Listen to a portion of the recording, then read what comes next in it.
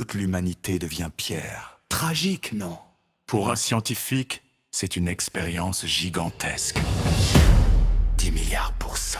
Même si le monde devient pierre, mon cerveau refuse d'arrêter. 3000 ans peuvent passer, la science ne peut pas tomber. Une étincelle peut renaître, une idée peut sauver la terre. Dans un monde revenu à l'âge de pierre, la science rallume la lumière. Flash vert, la planète se fige, les villes deviennent des vestiges. Les humains dorment dans la roche, le temps s'arrête dans leur poche.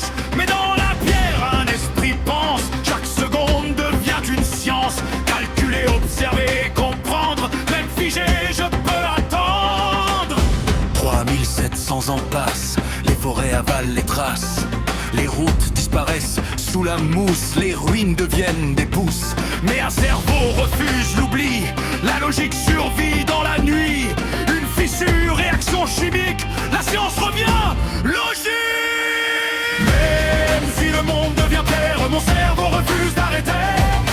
3000 ans peuvent passer, la science ne peut pas tomber. Une étincelle peut renaître, une idée peut sauver la terre. Dans un monde revenu à l'âge de pierre, la science rallume la lumière.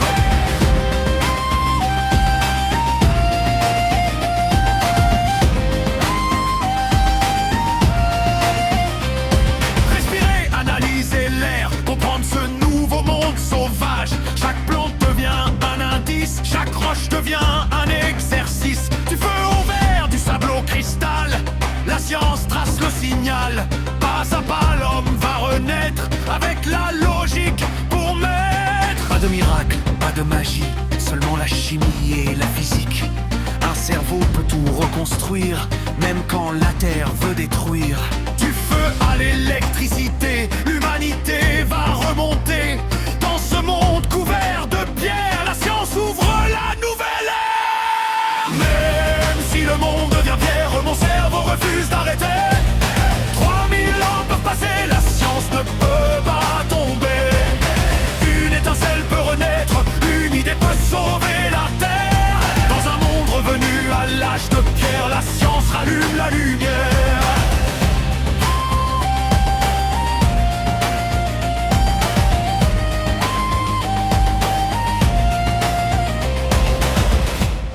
Pas de magie, seulement la science.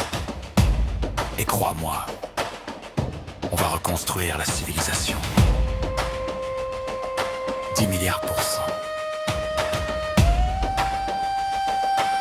Redemption Universe.